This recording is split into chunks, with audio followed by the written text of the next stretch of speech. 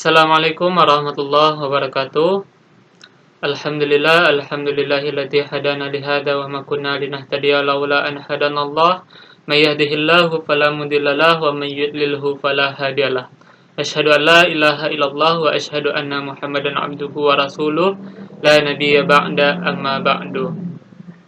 Baik teman-teman semuanya, sebelumnya perkenalkan kami dari kelompok 2 yang beranggotakan saya Rahimul Wiki dengan NIM 11920700058, Siti Aisyah Rizliani Hanifah dengan NIM 1202700071, dan Talala Sapata dengan NIM 12020700078 dari kelas C. Baik teman-teman semuanya, pada kesempatan kali ini insyaallah kami akan membahas tentang matematika termodinamika, kesetimbangan yang ada pada termodinamika, dan yang terakhir yaitu persamaan gas ideal. Baik, langsung saja teman-teman semuanya. Yang pertama yaitu matematika termodinamika.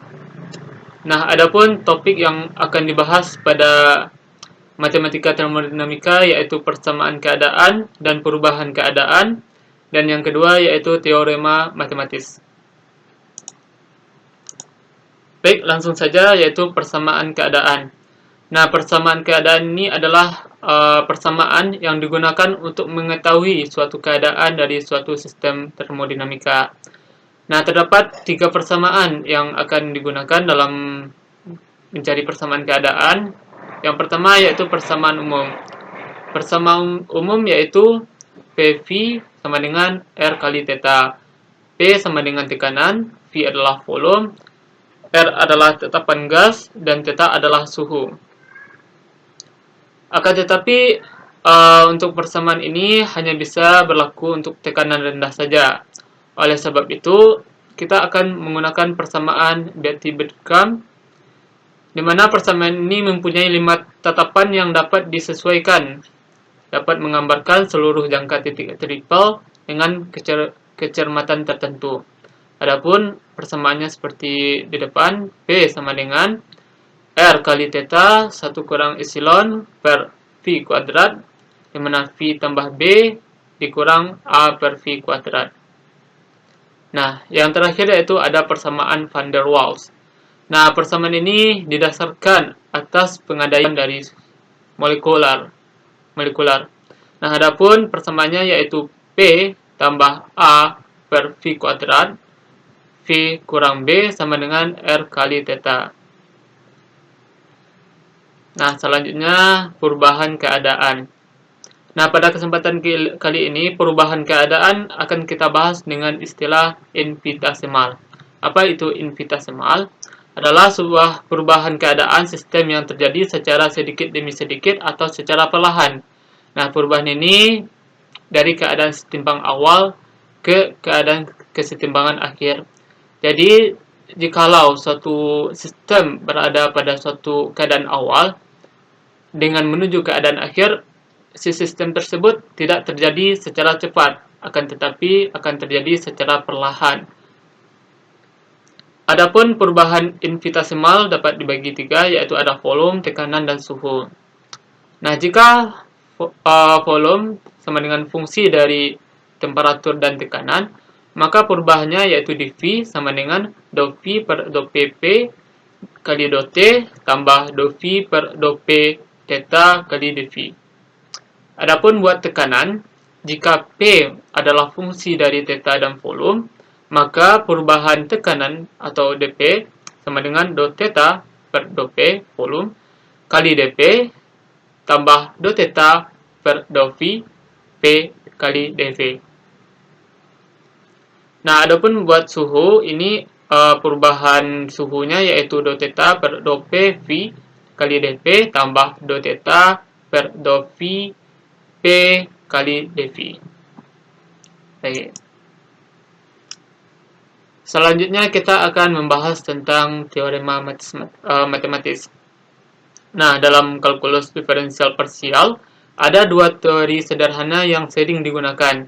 Jika ada hubungan antara 3 koordinat X, Y, dan Z jadi, di mana fungsi X, Y, Z sama dengan 0. Nah, kemudian X dapat dibayangkan sebagai fungsi Y dan Z. Dapat kita lihat bahwasanya dx sama dengan do x per do yz dy tambah do x per do z y dz. Nah, fungsi y juga dapat dibayangkan sebagai fungsi x dan z. Sehingga dy sama dengan do y per do x z kali dx tambah do y per do z x kali dz. Nah, kedua persamaan ini dapat kita gabungkan. Nah, si dy ini x per do z y kali dz.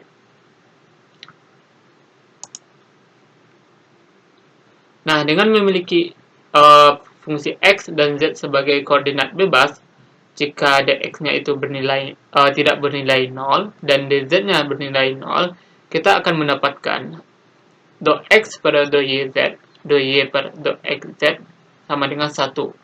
Nah, jikalau ini kita balik, nah do x per do y z sama dengan 1 per do y per do x z. Nah, selanjutnya jika dx bernilai 0, sedangkan dz tidak bernilai 0, maka kita akan mendapatkan do x per do y z kali do y per do z x sama dengan minus do x per do z y. Selanjutnya, do x per do y z kali do y per do z x kali do z per do x y sama dengan minus 1. Sehingga nanti do x per do y z kali do y per do z x tambah do x per do z y akan bernilai 0. Nah, dalam hal sistem hidrolik, teorema kedua menghasilkan do per do phi theta kali do phi per do theta p sama dengan do p per do theta phi. Nah, perubahan pada tekanan pada infinitesimal dapat digunakan dalam kuantitas spesies. dp sama dengan dp per do theta phi kali d theta tambah do p per do phi theta kali d phi. Nah, untuk tekanannya sendiri ini akan beta per kappa kali do theta dikurang 1 per kappa kali volume per do V. Nah, buat volume tetap, maka nilai perubahan tekanannya akan bernilai beta per kappa kali do theta saja. Materi selanjutnya yaitu keadaan setimbang termodinamika. Pada termodinamika, bila koordinat yang perlu dan cukup untuk menggambarkan koordinat makroskopik mengalami perubahan, baik secara spontan atau karena pengaruh luar, maka sistem dikatakan mengalami perubahan keadaan. Sedangkan bila sistem tersebut tidak dipengaruhi oleh sekelilingnya, maka sistem itu dikatakan sistem terisolasi.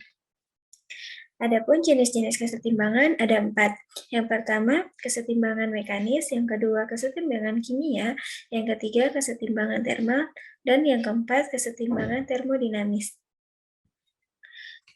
Yang pertama, saya akan menjelaskan tentang kesetimbangan mekanis. Suatu sistem dinyatakan berada dalam keadaan setimbang mekanis jika resultan gaya luar maupun resultan gaya dalamnya atau gaya Dacil adalah 0. Ini berarti sigma F sama dengan 0. Dalam keadaan setimbang mekanis, suatu sistem dapat diam atau bergerak beraturan. Dalam arti bergerak lurus beraturan atau bergerak melingkar beraturan atau berotasi beraturan. Yang kedua, kesetimbangan kimia. Kesetimbangan ini terjadi apabila yang pertama tidak mengalami perpindahan zat dari bagian satu ke bagian yang lain, yang kedua tidak terjadi reaksi kimiawi yang dapat mengubah jumlah partikel semula, yang ketiga tidak terjadi pelarutan, yang keempat tidak terjadi kondensasi, dan yang terakhir komposisi dan konsentrasinya tetap. Yang ketiga, kesetimbangan termal. Kesetimbangan ini terjadi apabila yang pertama, koordinat makro maupun mikronya tidak berubah walaupun kotak termal dengan lingkungannya melalui dinding diatermi. Yang kedua, harga koordinat makro maupun mikronya tidak berubah dengan perubahan waktu, maka sistem berada dalam keadaan setimbang termis dengan lingkungannya. Yang keempat, keadaan setimbang termodinamis. Apabila syarat-syarat kesetimbangan mekanis, kemis, dan termis terpenuhi, maka sistem berada dalam keadaan setimbang termodinamis. Dalam keadaan setimbang termodinamis, keadaan koordinat sistem maupun lingkungan sistem cenderung tidak berubah sepanjang masa. Jadi, pada dasarnya, termodinamika hanya mempelajari suatu sistem yang berada dalam kesetimbangan termodinamis. Keadaan sistem yang setimbang termodinamis minimal ada dua, yaitu sistem yang tertutup dan sistem yang terbuka. Suatu sistem dinyatakan tertutup jika massa dan jumlah partikel sistem tetap. Ini berarti jumlah mol sistem yang tertutup selalu tetap. Sebaliknya, sistem dinyatakan terbuka jika massa dan jumlah partikel sistem berubah-ubah harganya. Ini berarti jumlah mol sistem yang terbuka selalu berubah-ubah. Baik, yang ketiga adalah persamaan gas ideal. Apa itu gas ideal? Gas ideal adalah sekumpulan partikel zat, gas yang tidak saling berinteraksi antara satu dengan yang lainnya. Artinya, jarak antar partikel gas ideal sangat berjauhan dan bergerak secara acak. Adapun sifat-sifat gas ideal. Yang pertama adalah molekul-molekul pada gas ideal diasumsikan tersebar secara merata dalam wadah. Yang kedua, memiliki partikel-partikel gas yang jumlahnya sangat banyak dan tidak ada interaksi antara partikel gas. Yang ketiga, tidak ada gaya tarik-menarik antar partikel yang satu dengan partikel yang lainnya.